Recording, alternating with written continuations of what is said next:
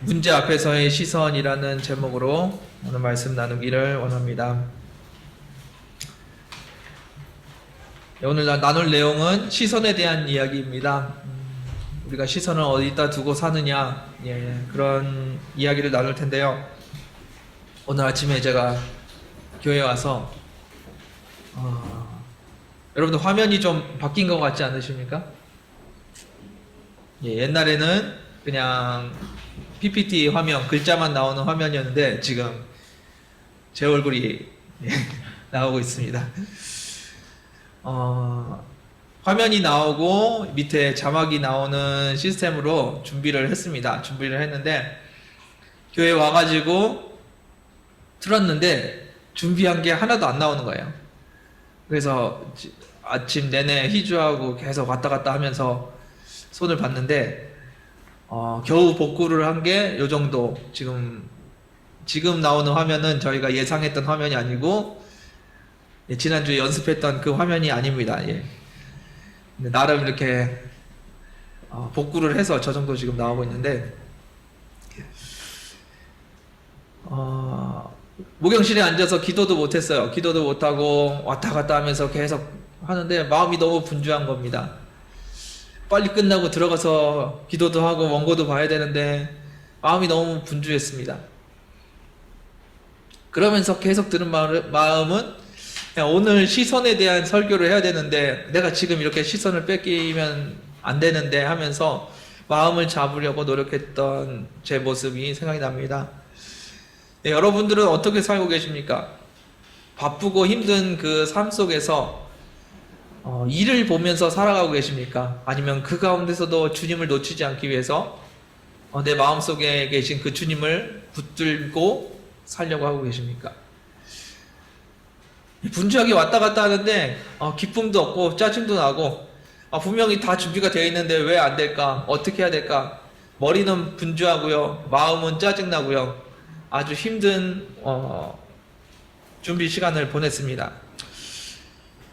여러분들 시선을 주님 앞에 들으시길 바랍니다. 물론 쉽지 않습니다. 문제 앞에서, 그리고 바쁜 일 앞에서 마음을 주님께 드린다는 거 쉽지 않을 겁니다. 그러나 시선을 주님 앞에 드리는 사람의 삶은 전혀 다른 삶임을 고백합니다. 여러분들 다윗을 아시죠? 다윗이 골리앗과 싸워서 골리앗을 이겼습니다. 다윗이 골리앗 앞에 섰을 때 마음이 어땠을까요? 마음이 두려워서 벌벌벌 떨었을까요? 아니면 골리앗이 만만하게 보였을까요? 다윗은 어떤 마음으로 그 앞에 섰을까요? 다윗은 원래 간이 커서 두려운 게 없었을까요? 당시 다윗은 전쟁은 물론이고 사람 한번 죽여보지 못한 사람이었던 것 같습니다. 그런 소년이었던 것 같습니다. 그런데 그가 골리앗과 싸우겠다고 나아갑니다. 이게 무슨 상황일까요? 정말 상식적이지 않은 상황입니다. 그럼 누가 상식적인 행동을 했을까요?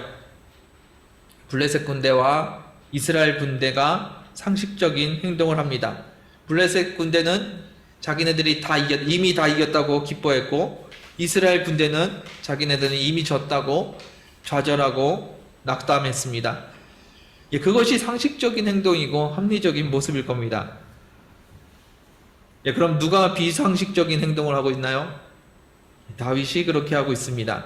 다윗이 골리앗과 자기가 싸워서 이기겠다고 뛰어나갑니다. 다윗이 골리앗을 이기려면 골리앗보다 더 빠르던지 아니면 더 큰 무기를, 더 좋은 무기를 가지고 있었어야 되는데 다윗은 그렇지도 않았습니다. 그런 다윗이 비상식적인 행동을 하고 있는데 성경은 누구의 이야기를 기록합니까? 성경은 다윗의 이야기를 지금 기록하고 있습니다. 여러분들의 상황은 어떠십니까? 상식적으로 불가능해 보이는 문제에 직면해 계십니까? 그 문제 앞에서 우리는 어떻게 해야 될까요? 오늘 본문에서는 두려워하지 말라고 말씀을 하십니다. 우리가 두려워해야 하는지 아닌지 함께 오늘 말씀 가운데 말씀을 살펴봤으면 좋겠습니다. 다윗은 왜 비상식적인 행동을 했을까요? 다윗이 무술에 고술해서 그랬나요? 아닙니다. 다윗은 사람들이 보는 것과 조금 다른 것을 보고 있었습니다. 무엇을 보고 있었습니까? 다윗은 하나님을 보고 있었습니다. 사람들은 거대한 키의 골리앗을 보았고 그가 들고 있는 엄청난 칼을 보았습니다. 보통 사람은 들지도 못하는 그런 칼을 휘두르면서 사람들 앞에 나와서 섰습니다. 그리고 나와 싸울 사람을 부르고 있었습니다. 사람들이 보기에도 그가 엄청났던 것 같습니다. 싸우러 나가면은 내 칼이 닿기도 전에 내 목이 날아갈 것 같은 그런 느낌의 거대한 골리앗을 보고 있었습니다. 이 엄청난 골리앗을 누가 보고 있었다고요? 블레셋과 이스라엘 군대가 다 보고 있었습니다. 블레셋은 이 골리앗을 보면서 자기가 이미 이겼다고 기뻐했습니다. 이스라엘은 그 골리앗을 보면서 기가 죽어서 이미 우리는 졌다고, 우리는 희망이 없다고 생각하고 있습니다. 그런데 갑자기 비상식적인 사람이 나타납니다. 바로 다윗입니다. 골리앗이 너무 커서 다윗이 못 봤을 수도 없습니다. 그리고 모든 사람들이 지금 다 골리앗 이야기를 하고 있어서 골리앗을 모르고 나아갔다고 말할 수가 없습니다. 그 골리앗을 안 보고 그 골리앗을 보고 있는 사람들이 다 그 골리앗을 보고 있는데 다윗만 골리앗을 보고 있는 것이 아니라 하나님을 보고 있었다는 겁니다. 다윗은 하나님을 바라봤고 하나님이 지금 마음이 어떠실지, 하나님이 무엇을 원하실지 그 하나님을 바라보고 있었습니다. 그리고 다윗은 골리앗보다 더 큰 칼을 가지고 나아간 것이 아니라 만군의 여호와의 이름으로 골리앗 앞에 섰습니다. 갑옷도 없었고요, 큰 칼도 없었습니다. 굉장히 합리적이고 이성적으로 그런 방법을 가지고 나아간 것이 아닙니다. 비상식적이고 비이성적인 방법으로 골리앗 앞에 섰습니다. 좋은 무기를 가지고 나간 것이 아니라 하나님의 이름을 들고 그 앞에 나아간 겁니다. 이것이 어떻게 가능했을까요? 다윗은 골리앗 말고 다른 것을 보고 있었기 때문입니다. 다윗이 보고 있었던 것은 무엇입니까? 대답해 주세요. 다윗이 무엇을 보고 있었죠? 하나님을 보고 있었습니다. 다윗이 무엇을 보고 있었다고요? 하나님을 보고 있었습니다. 그것이 다윗과 다른 이스라엘 군사들과의 다른 점입니다. 엘리사를 아십니까? 아람 군대가 이스라엘을 공격해 옵니다. 그리고 공격할 때마다 엘리사가 왕에게 군대가 어디로 올 때니까, 언제 어디로 오니까 그곳을 대비하라고 이야기를 해줍니다. 그래서 미리 준비하고 있던 이스라엘이 공격을 해서 아람 군대가 쳐들어올 때마다 아람 군대가 지고 도망을 갔습니다. 그래서 아람 왕은 자신들 중에 첩자가 있는 줄 알았습니다. 너무 잘 알고 있었기 때문에 몰래 갔는데도 불구하고 이스라엘 군대가 이미 다 대비를 하고 있어서 자기 중에 첩자가 있는 줄 알았습니다. 그런데 신하들이 이야기를 합니다. 엘리사라는 선지자가 미리 하나님께로부터 알고 이스라엘 왕에게 가르쳐 준다는 겁니다. 그래서 그러면은 엘리사를 잡아오라고 군대를 보냅니다. 이 한 사람을 잡기 위해서 군대가 동원됐습니다. 그리고 그 군대는 엘리사가 있는 성을 포위를 합니다. 그런데 엘리사의 사환이 엘리사를 돕는 그 친구가 큰일이 났습니다. 큰일이 났다고 호들갑을 떨고 있습니다. 그때 엘리사의 모습은 어땠을까요? 아마 조용히 기도하고 있었을 것 같습니다. 왜냐하면 그 엘리사의 사환이 보는 것과 엘리사가 보는 것이 서로 달랐기 때문입니다. 그래서 엘리사는 하나님께 구했습니다. 이 사환의 눈을 열어서 보이지 않는 것을 보게 해달라고 이야기했습니다.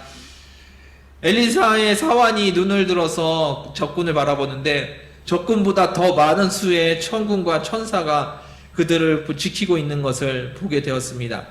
그리고 결국 그들은 다 눈이 멀어서 엘리사 한 명에게 다 끌려가는 모습을 볼 수가 있었습니다. 엘리사는 지금 무엇을 보고 있었을까요? 엘리사는 하나님을 보고 있었습니다. 그런데 진짜 엘리사가 천사들을 눈으로 봤을까요? 아닐지도 모릅니다.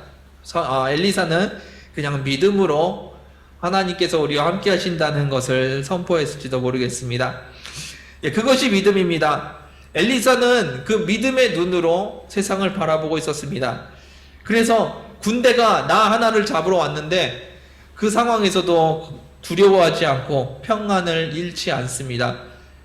무엇을 보느냐에 따라서 그의 삶이 전혀 달라진다는 겁니다. 함께 있었던 엘리사의 사환은 두려워했지만 그와 옆에 있었던 엘리사는 전혀 두려워하지 않았습니다. 왜냐하면 그 군대보다 더 큰 군대가 있는 것을 알기 때문입니다. 그 군대보다 더 크신 하나님이 함께 하신다는 것을 알기 때문입니다. 여러분들의 삶에 그런 일들이 일어나기를 원합니다. 1절 말씀 같이 한번 보겠습니다. 1절 말씀 함께 읽겠습니다. 시작.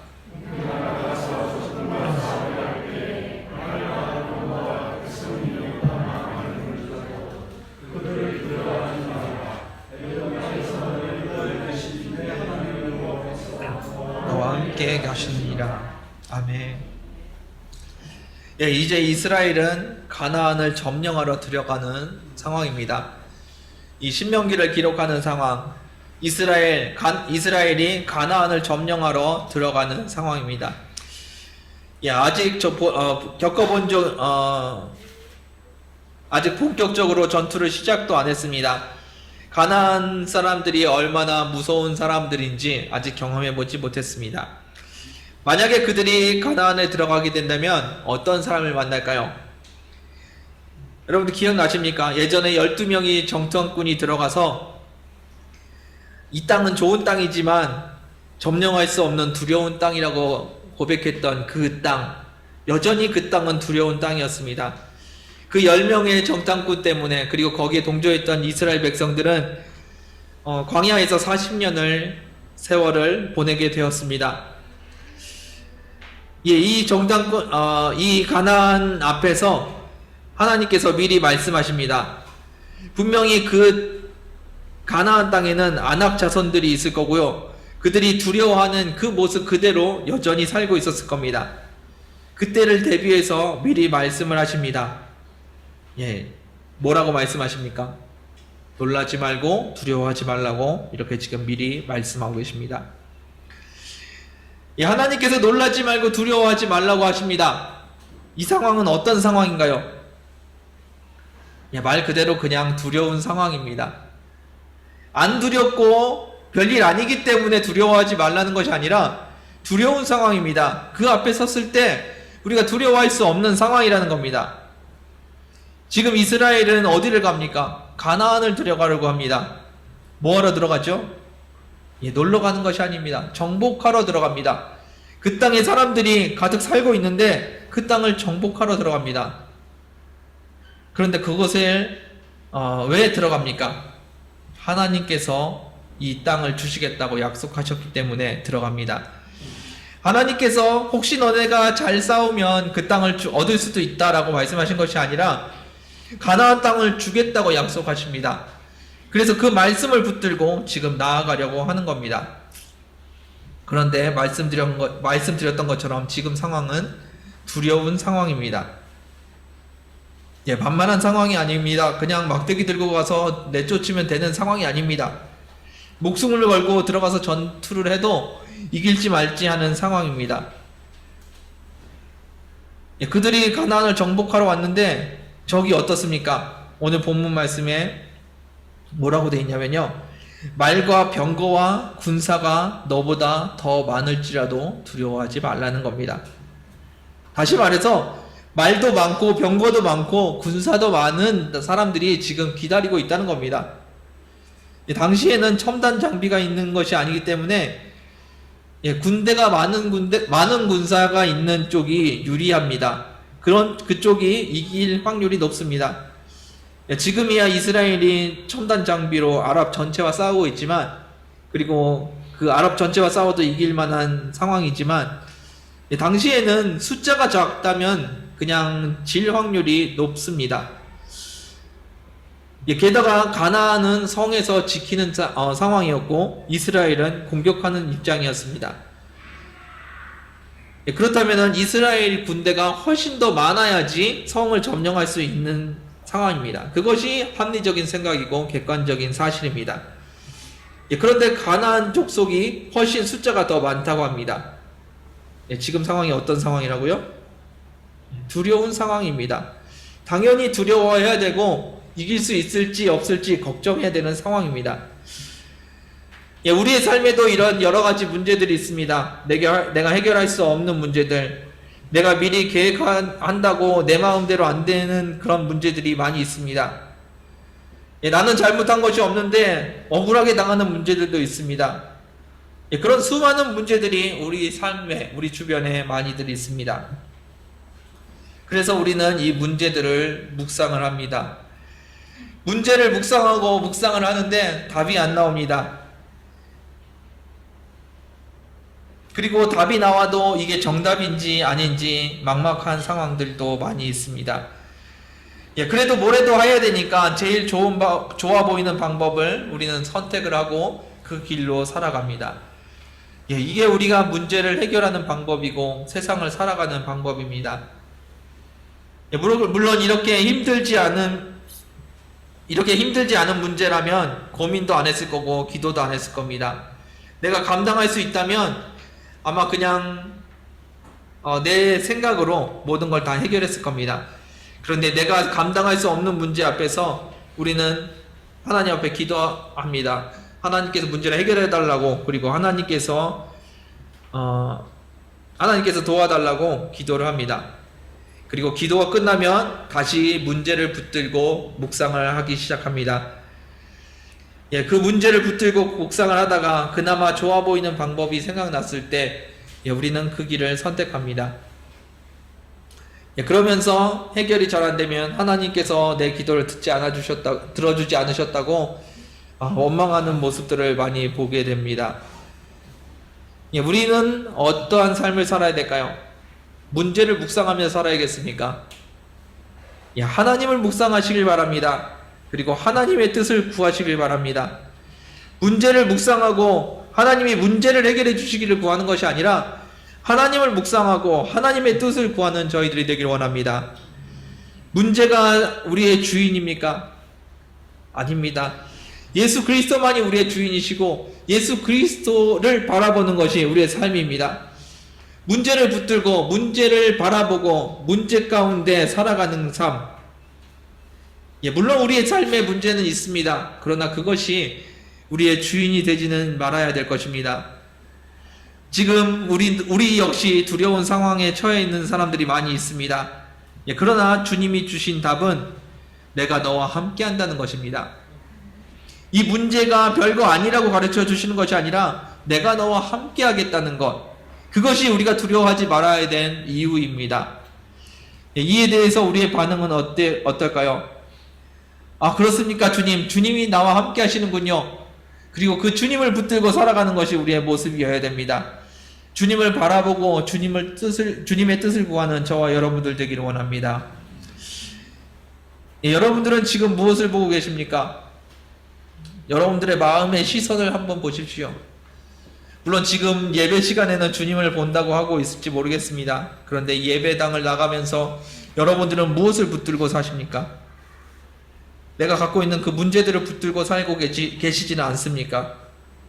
어떤 사람들은 자기 회사 일을 보면서 그것을 붙들고 바라보고 살고 있을지도 모르겠습니다. 어떤 사람은 자녀를 바라보면서 살고 있을지도 모르겠습니다. 어떤 사람은 세상을 바라보면서 자신의 삶을 살아가는 사람들이 있을 겁니다. 그런데 이 시간에 여러분들에게 말씀드리고 싶은 것은 세상이 아니라 주님을 바라보시기를 원한다는 겁니다. 이번에 어떤 사역자분이 한국을 다녀오셨는데 잠깐 교제하는 시간이 있었습니다. 그분이 한국에서 후원하시는, 기도 많이 하시는 장로님을 만났다고 합니다. 이 코로나 기간에 만나기 쉽지 않았을 텐데 이렇게 힘들게 약속을 잡고 만나셔서 어떻게 지내시냐고 안부를 묻고 그 잠깐 현지 이야기를 물어보고 그 다음부터는 계속 정치 얘기를 하시더라는 겁니다. 오랜만에 요르단 사역자를 만났는데 요르단 사역자하고 계속해서 한국 정치 이야기를 합니다. 뭐가 잘못됐고 뭐가 잘 됐고 그런 이야기들을 계속 한다는 겁니다. 요르단 사역자를 만나서 주님 이야기하고 성경 이야기하고 그 사역에 대한 이야기를 하고 요르단의 상황에 대해서 이야기하는 것, 그것이 아닙니다. 그런 것들은 별로 관심이 없습니다. 그냥 사역자니까 섬기려고 만났고 그냥 밥 한 끼 같이 나누면 되는 상황이었습니다. 그리고 그 사람이 가지고 있었던 생각은 오직 정치 이야기였던 것 같습니다. 한국에 그런 분들이 많으십니다. 저도 그런 거 많이 겪어본 것 같은데 선교사님 오셨다고 해서 같이 만나서 밥을 먹는데 사역지 얘기는 안 하고 계속 정치 얘기하는 사람들 한국에 지금 참 많이 있는 것 같습니다. 지금 1시간 이야기를 하면 앞으로 몇 년 후에 만날지 모르는 그 사람을 앞에다 놓고 사역지 이야기를 하는 것이 아니라 정치 이야기를 하고 있었다는 겁니다. 그 사람 마음속에 그 사람 시선은 지금 무엇을 보고 있을까요? 대한민국 시민으로서 정치에 관심 갖는 것 물론 중요할 겁니다. 그리고 그렇게 가져야 됩니다. 그런데 진짜 우리가 마음을 둬야 되고 우리가 시선을 둬야 될 것이 어디입니까? 여러분들은 어느 나라 사람입니까? 우리는 하나님 나라의 백성입니다. 우리 하나님 나라에 먼저 관심을 갖는 저와 여러분들 되기를 원합니다. 여러분들 주님을 바라보십시오. 주님을 바라보느냐 세상을 바라보느냐 여러 가지 시선들이 있습니다. 그 중에서 주님을 선택하는 저와 여러분들 되기를 원합니다. 2절 3절 말씀 이어서 보겠습니다. 2절 3절입니다. 읽겠습니다. 시작.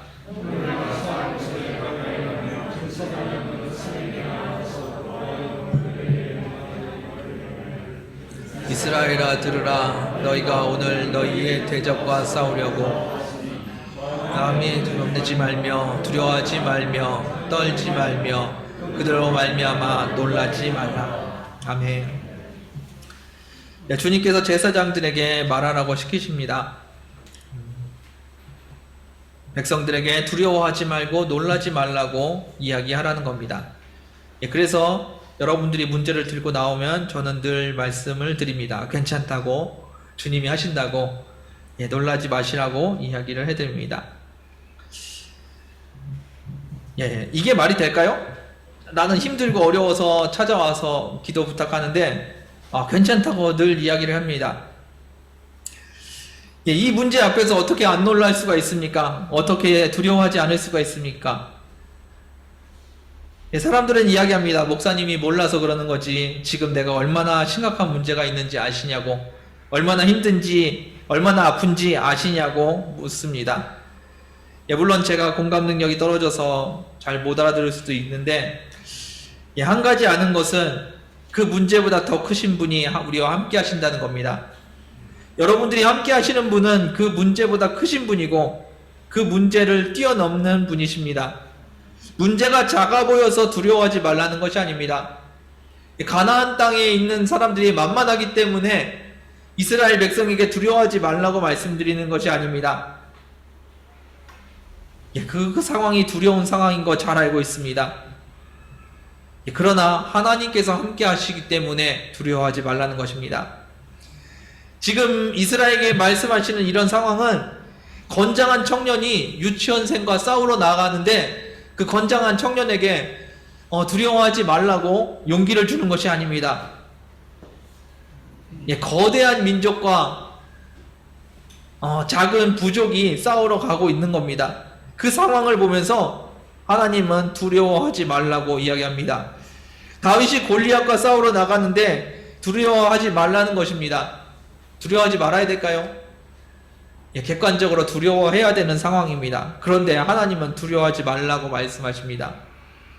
왜냐하면 골리앗이 별거 아니기 때문이 아니라 하나님이 함께 하시기 때문입니다. 말과 병거와 군대가 많은 백성들과 싸우러 나가는데 두려워하지 말라고 하십니다.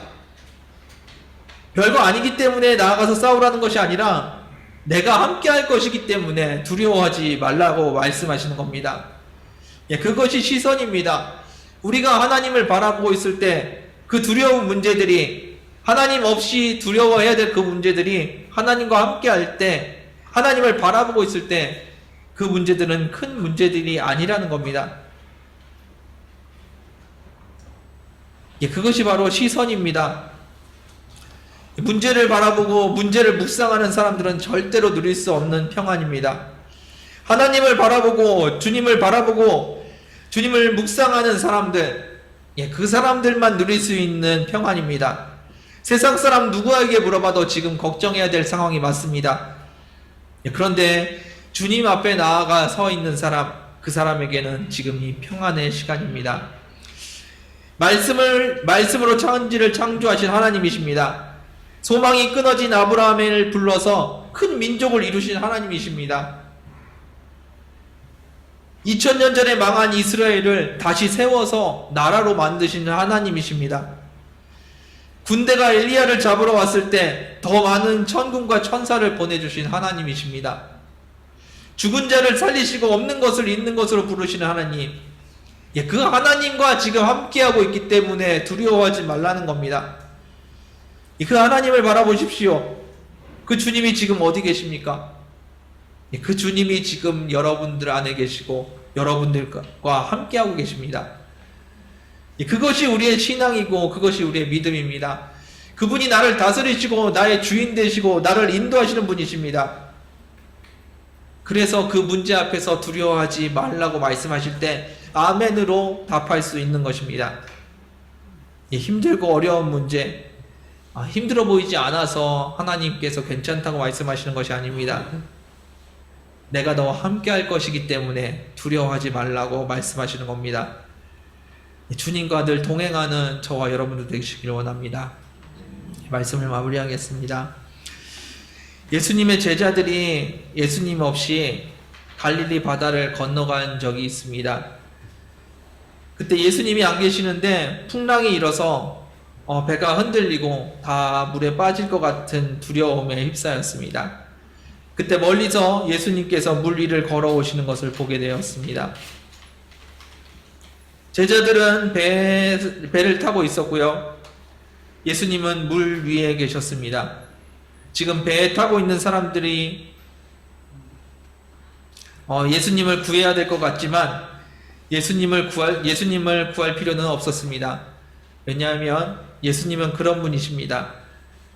예수님은 문제 가운데서도 그 문제보다 더 크신 분이십니다. 지금 여러분들이 보시기에는 어떠십니까? 배에 타고 있는 사람들이 안전해 보이십니까? 아니면 배 밖에 물에 있는 사람이 안전해 보이십니까? 객관적으로 그래도 배라도 붙들고 있는 사람이 안전하다고 대답하는 것이 합리적일 것입니다. 그런데 상황은 전혀 다릅니다. 지금 배에 타고 있는 제자들은 죽을 것 같은 두려움에 휩싸여 있습니다. 그리고 물에 계신 예수님은 평안하고 안전하게 걸어오고 계십니다. 상식적으로, 합리적으로 여러분들이라면 어느 곳을 택하시겠습니까? 그래도 배에 올라타셔야겠습니까? 아니면 주님 앞에 나아가시겠습니까? 그때 베드로가 주님을 바라보고 물 위를 걸어갑니다. 베드로가 예수님을 바라보고 물 위를 걸을 때 베드로의 마음이 불안했을까요? 베드로의 마음은 평안했을 겁니다. 놀랐을 겁니다. 신기하고 놀라운 장면을 경험하게 돼서 그 두려움이 아니라 경이로움을 경험했을 겁니다. 그럼 언제 문제가 되었습니까? 베드로가 시선을 돌려서 풍랑과 파도를 바라볼 때 그때 문제가 시작이 되었습니다. 베드로는 어떤 느낌이었을까요? 그때 두려웠고 무서웠습니다. 예수님을 바라보는 시선을 돌이켜서 풍랑을 바라봤을 때 그의 마음에는 평안함이 없었고 두려움이 시작되었습니다. 주님을 바라보고 있기 때문에 그가 누렸던 평안함이 파도를 바라보면서 사라졌습니다. 우리 믿음의 선진들이 이렇습니다. 문제를 보고 문제를 해결하게 달라고 해결을 위해서 기도하지 않았습니다. 하나님을 바라보고 하나님의 뜻이 이 땅에 이루어지도록 기도했습니다. 그것이 우리의 삶이 되기를 원합니다. 우리의 눈을 들어 주님을 바라보시길 바랍니다. 주님이 나와 함께 하신다는 그 믿음이 있을 때 우리 안에는 평안이 누려질 겁니다. 여러분들 안에 계신 그 주님을 바라보십시오. 그 주님을 바라볼 때 세상을 이기는 평안함과 능력이 여러분들에게 임할 줄 믿습니다. 주님을 바라보는 저와 여러분들 되기를 주님의 이름으로 축원드립니다. 함께 기도하겠습니다. 주님 감사합니다. 언제나 우리와 함께 하시며 우리의 주인 되신 그 주님을 바라봅니다. 우리는 문제 앞에서, 바쁜 일 앞에서 주님을 향한 시선을 놓칩니다. 이 문제를 어떻게든 해결하기 위해서 내 수단을 동원하고 내 머리를 사용합니다. 이 시간에 주님 앞에 모든 것 내려놓고 주님의 뜻을 구합니다. 주님의 인도하심을 구합니다. 분주한 마음, 문제에 있는 두려움 내려놓고 문제보다 더 크신 주님을 바라보게 하여 주옵소서. 그 크신 하나님이 우리 가운데 거하심을 기억하게 하여 주옵소서. 그 하나님이 우리의 주인 되심을 고백합니다. 그 하나님 안에서 우리의 삶이 있음을 고백합니다. 날마다 역사하신 주님께 감사드리며 예수님의 이름으로 기도드렸습니다. 아멘. 이 시간 함께 찬양 드리기 원합니다.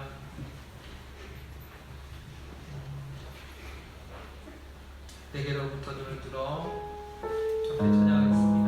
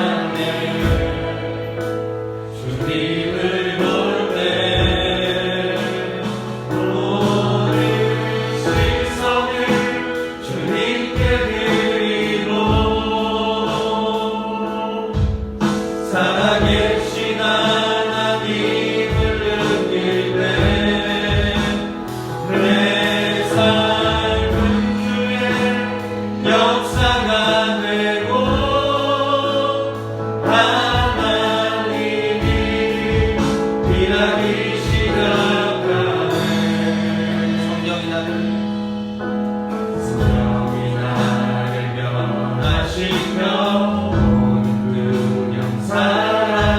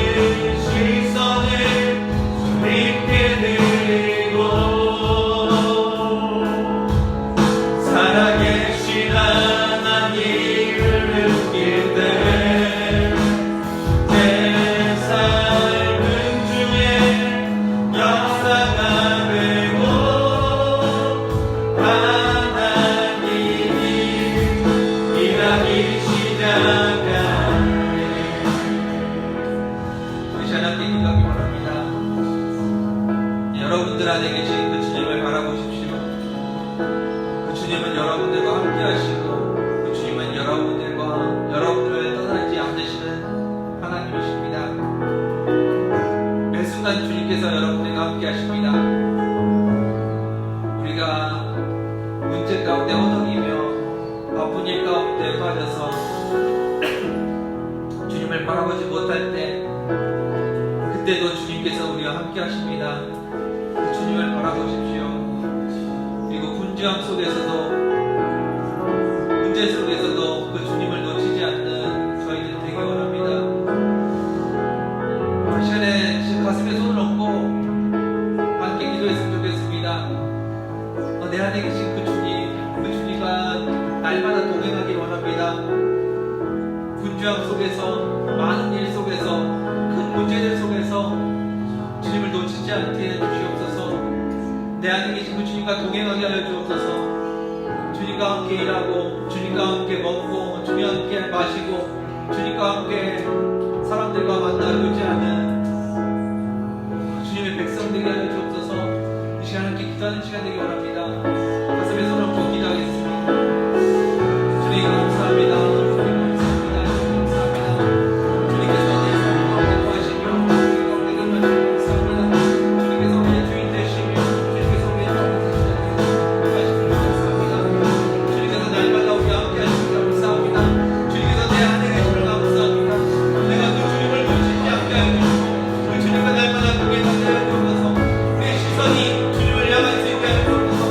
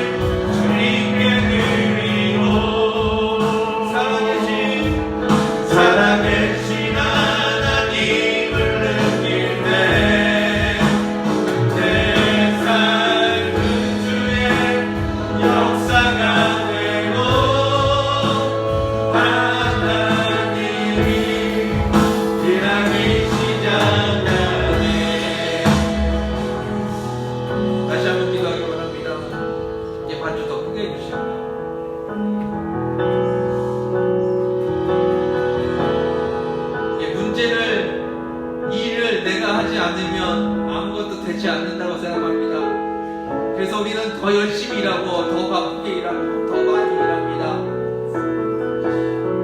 그런데 사실 하나님이 일하지 않으시면 우리가 아무리 열심히 일해도 그 일은 이루어지지 않습니다. 여러분들 하나님과 동행하십시오. 하나님과 함께 하십시오.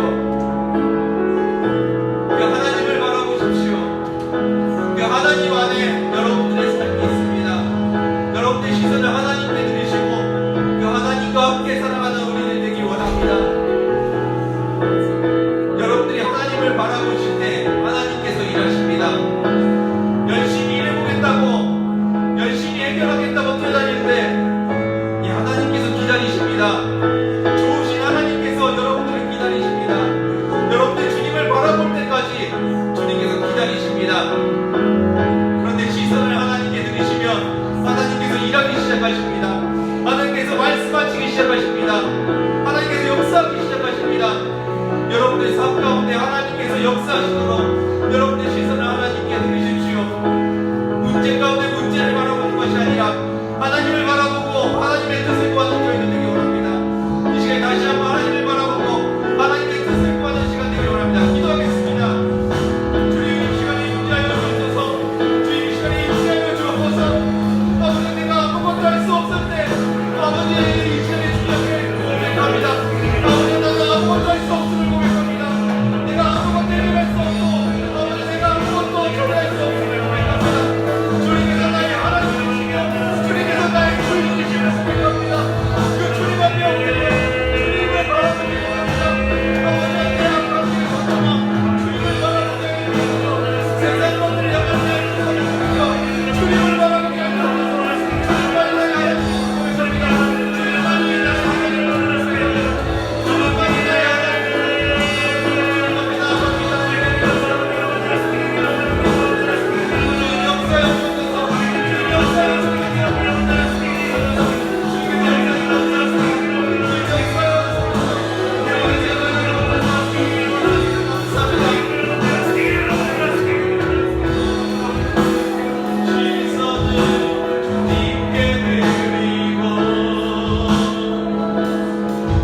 살아계신 하나님을 느낄 때 내 삶은 주의 감사가 되고 하나님이 일하기 시작하는 모든 시선은 주님께 드리고 전능하신 하나님을 느낄 때 전능하신 하나님을 느낄 때 세상은 주의 나라가 되고 세상은 주의 나라가 되고 하나님이 일하기 시작 모든 시선은 주님께 드리고 전능하신 하나님을 느낄 때 전능하신 하나님을 느낄 때 세상은 주의 나라가 되고 하나님이 일하기 시작하네.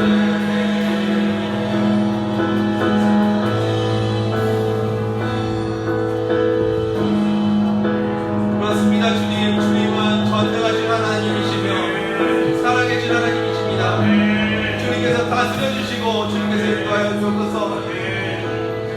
내가 주인이 돼서 내가 열심히 살아보겠다고 뛰어다닐 때 아버지 그 주님께서 나를 기다리고 계심을 고백합니다. 왜 주님께서 나를 도와주지 않으시냐고 원망하지만 주님께서 도와주지 않으시는 것이 아니라 기다리고 계신 것임을 고백합니다. 내가 시선을 돌이키게 하여 주시고 세상을 향했던 일을 향했던 문제를 향했던 시선을 돌이켜 주님을 바라보게 하여 주옵소서.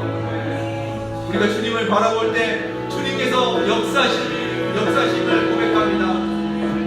그 주님 안에 우리의 삶이 있음을 고백합니다. 주님이 우리의 하나님이십니다. 주님만이 우리의 하나님이십니다. 주님만이 우리의 주인이십니다. 주님 감사합니다. 우리의 삶 가운데 주인 되어 주시고 우리 삶 가운데 하나님 되어 주옵소서. 우리를 다스려 주시고 하나님의 뜻이 하늘에서 이루어진 것처럼 하나님의 뜻이 이 땅에 이루어지게 하여 주옵소서. 내 뜻과 내 계획을, 내 욕심을 내려놓게 하여 주시고 아버지의 인도하심을 구하게 하여 주옵소서. 아버지께서 가장 선한 길로 나를 인도하실 줄 믿습니다. 그 주님 앞에 우리의 삶을 드리기 원합니다. 아버지, 그러나 우리의 시선이 너무나도 연약함을 고백합니다.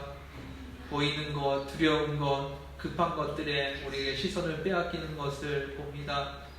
주 성령님께서 붙들어 주셔서 우리 시선이 주님께 고정되게 하여 주시고 날마다 주님을 바라보며 나아가게 하여 주옵소서. 골리앗 앞에서 골리앗이 아니라 하나님을 바라본 다윗처럼, 군대를 맞이하고 있었던 엘리사가 하나님의 군대를 바라봤던 것처럼, 가나안의 아낙 자손들을 바라본 것이 아니라 하나님의 일하심을 바라봤던 것처럼 우리도 주님을 바라보는 믿음의 자녀들 되게 하여 주옵소서. 우리의 연약함을 아시는 주님, 날마다 붙드사 주님의 자녀로, 주님의 일꾼으로 서게 하여 주옵소서. 주님의 인도하심을 감사드리며 예수님의 이름으로 기도드렸습니다.